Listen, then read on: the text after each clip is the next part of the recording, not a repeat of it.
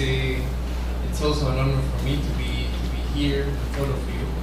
They say that it's not quantity what matters, but it's quality. So I'm sure that here we have a very high motivated and people with a lot of good ideas, a lot of capacity in the room. So thank you very much for being here. My name is Juan Carlos Sanchez. I'm legal officer of the Environmental Law Center of IUCN. And first of all, I would like to warmly welcome you to this workshop on ecosystem-based adaptation to climate change and good governance. Adaptation, as you know, is about reducing the impacts of climate change and increasing resilience to future impacts. And in Latin America and in the world, we cannot continue waiting. Our region, as many as others, it's very vulnerable to the effects of climate change. That means that adaptation of natural and social systems to new conditions should be a priority. However, political conditions and administrative management of shared natural resources pose a challenge when developing any local or national strategy plan. Therefore, management of water resources is crucial for adaptation. The Environmental Law Center, along with the Regional Office for Mexico, Central America, and the Caribbean of IUCN, ORMA, accompanied by its members and its partners, is implementing a project that is changing how we understand ecosystem-based adaptation, primarily through collection of evidence on the field on solutions that really work. This workshop will share with all of you different experiences and methods used in micro-watershed pilots in order to motivate all of you to participate and present some other experiences which you might be familiar, or to identify key elements that can help us together develop some guidelines towards the future in terms of principles for climate change adaptation and particularly ecosystem-based.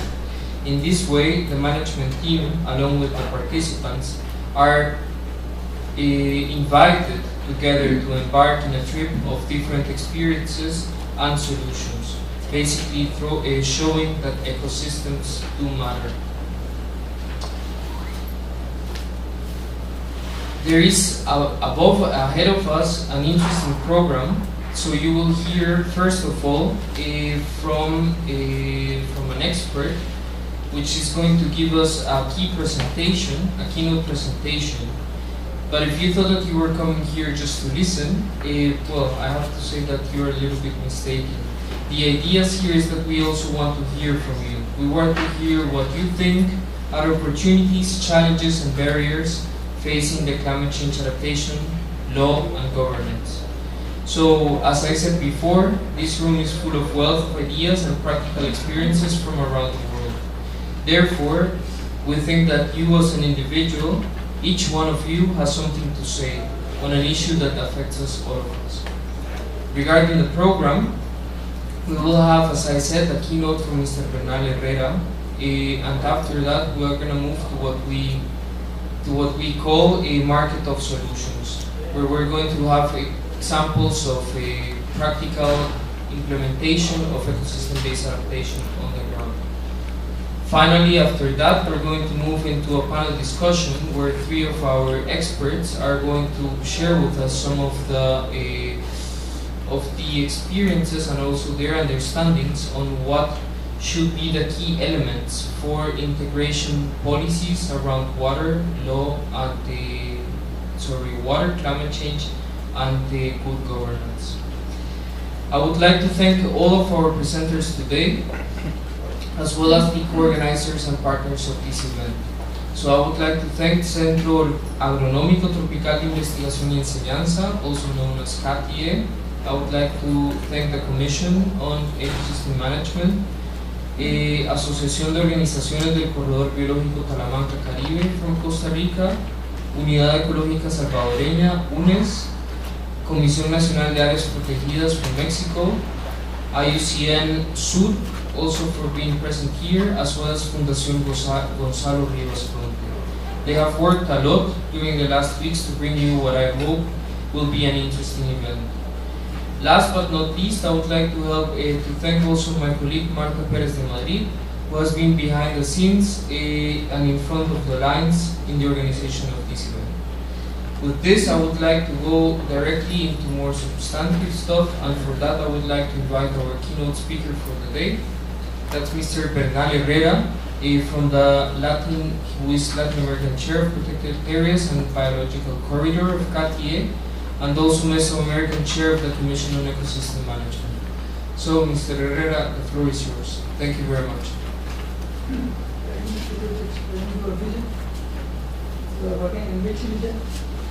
We are working mainly in Mesoamerica, but as I said, the idea here is to present some examples so that we can share with all the participants also examples from other parts of the world. Thank you very much. I would like to thank to the IUCN in Mesoamerica for the initiative for the invitation. It's really a pleasure to be here. And I think that after this presentation, we're going to have a couple of minutes for some questions. So the questions could be in Spanish or in English.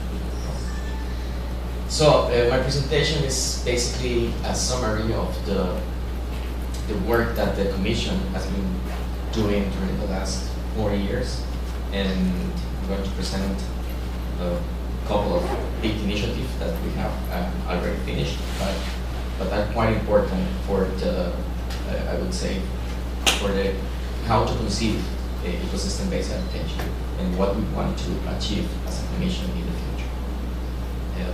Next, please.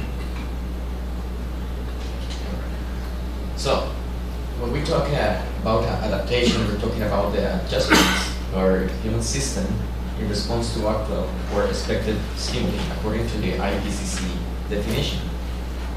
And the concept, as you may know, has been becoming increasingly important part of the development agenda, as part of the main discussions in the, for example, CED COPs or other important conventions at international level.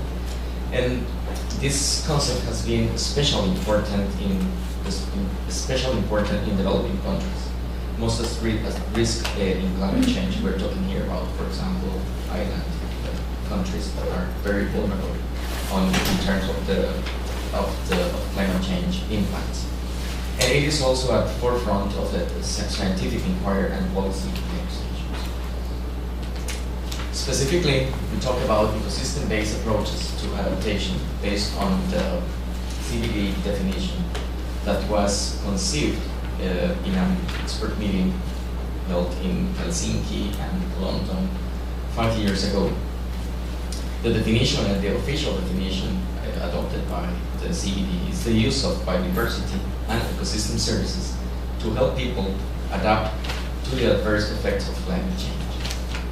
That definition includes sustainable management, conservation, and restoration of ecosystems as part of an overall adaptation strategy that takes into account multiple social, economic, and cultural benefits for local communities.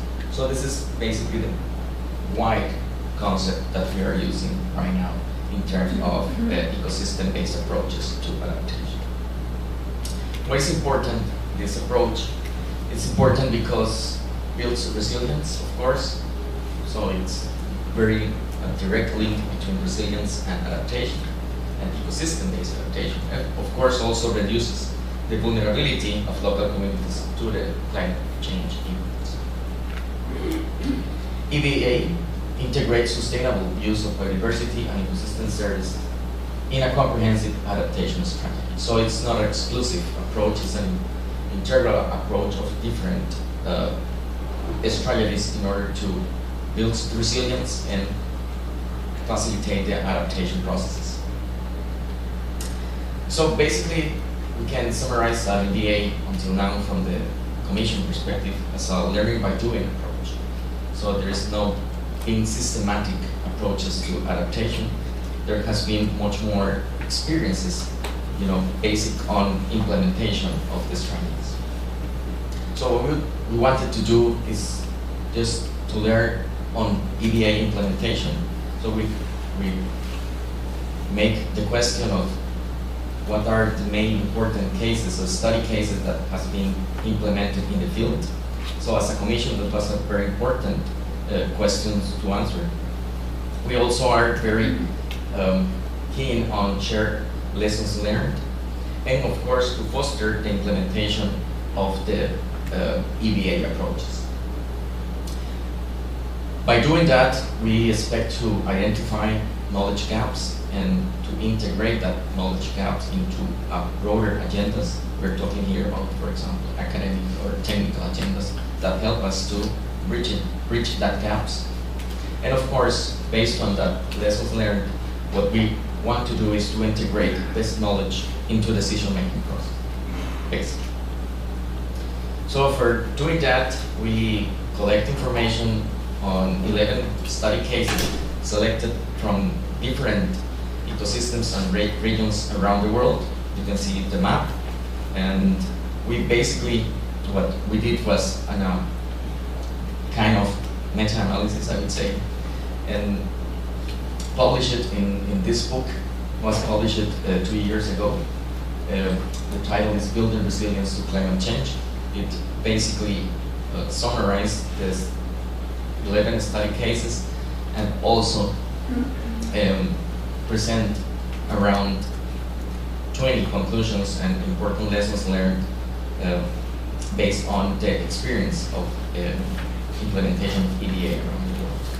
So just to mention two key important lessons learned from these study cases are that EBA is it is in the early stages of development.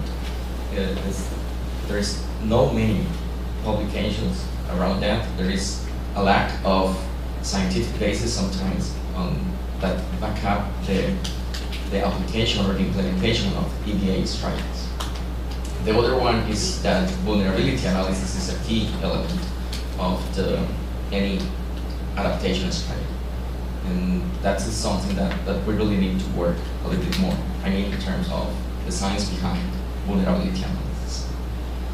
After that, what we did was to take that lessons learned and try to establish some principles and guidelines for integrating the system-based approaches to adaptation directly into project and policy design.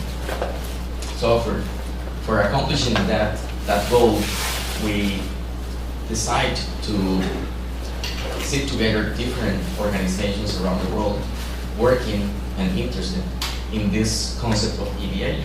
Where you can see here the logos of all these institutions. We made an international workshop in Costa Rica for 3 days, and we were discussing how can we, those lessons learned that I presented before, how can we translate it into those principles and guidelines. And after the workshop we came up with a list of basic principles that we could apply to design policy, that could help the good design or better design of policy for ecosystem-based adaptation approaches.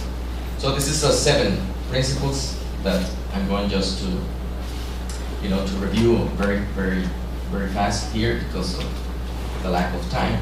But the first one is to promote resilience of societies and ecosystems. Also the EBA should promote multi-sectoral approaches. EBA policy design should operate at multiple geographical scales, so it's just a multiple geographical scales approach. And the EBA policy designs should integrate flexible management structures that enable adaptive management, and also should minimize the trade-off and maximize benefits with development and conservation goals. When designing policy for EBA should be based on best available science, so that means that we have a lack of information for designing EBA. And of course we should use the local knowledge and should foster knowledge generation and diffusion. Another important principle is that EBAs is a participatory approach. It's transparent, accountable, culturally appropriate, and actively embracing equity and gender issues. So this is just a general overview of the principles. This afternoon and at 2:30 we're going to have an official workshop of the Commission, and we will present these principles and other guidelines in much more detail. So we also produce a document, a publication of these principles and guidelines for project and policy design. This is available in our website, of course, for free. And I just want to make some final remarks regarding the EBA experiences and how we can move forward with this concept. So it seems clear that by this learning by doing approach, what we foster and what we would like to see is new study cases that are implemented in the field. That would allow us to share and get new lessons learned, and with that information we can really improve our knowledge and how to integrate EBA into policy and of course into the project design. One important thing that we really need to move forward and we really need to work as a commission, and I would say as UECN too, is integrate more science into the EBA design, I would say. We need, for example, to answer hard questions. For example, how effective is EBA, in comparison with other strategies? Under what conditions EBA works? Under what socioeconomical conditions EBA works? Under what biophysical conditions EBA works? Thinking in a different environments that we have, different in all the variability that we have in terms of climate, biophysical, and institutional and socioeconomic conditions. So we need to make these questions and of course integrate much more the academic people and technical people helping us these questions that of course require a lot of efforts. Another key challenge that we have is how to integrate different sectors into EBA implementation. This is not just a matter of conservation agenda, it's of course a matters of development agenda. So one key challenge that we have in the near future is how to integrate these sectors, these different sectors that implement strategies at different scales, and how to integrate them into planning, into policy design, and of course into our conservation agenda. This is maybe one of the biggest challenges that we have in the near future. For more information, you can get the publication and other commission work under this link. And well, I think that I used already my 10 minutes. And thank you very much again. Thank you very much for your attention. Thank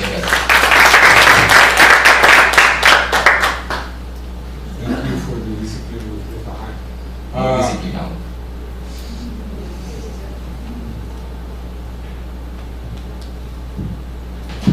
Okay. This is a time that if you have any comments, any questions, you are very welcome. Okay. We're going to make the question one by one so that Bernal can answer just one by one. Okay? Please. Thank you for the presentation, which was very clear. I have some clarification regarding which science we are looking for. Which kind of science? Are we talking about science, life science, physical science?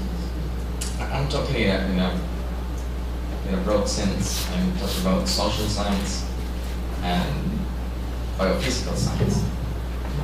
It's quite important to generate knowledge and try to understand the relationship between humans and the complexity of ecosystems, for example.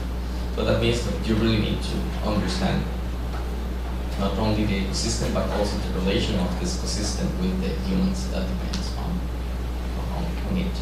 So I'm talking in a broad sense, not only biophysical science or biological science. I'm talking about also social science. Thank you very much for your presentation. I just want to some clarification. In your climate change, you have seen the policy and strategy.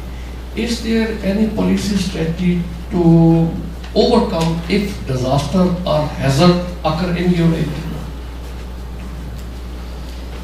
Well, part of the link that we really need to do, and I would say it's another important challenge, is how to link these strategies with the risk assessment and disaster assessment. And by the way, there is a workshop right in front of this room, discussing exactly these points that you are talking about. But what I would say is that yes, so you need to make a clear and integrate policy that takes into account not only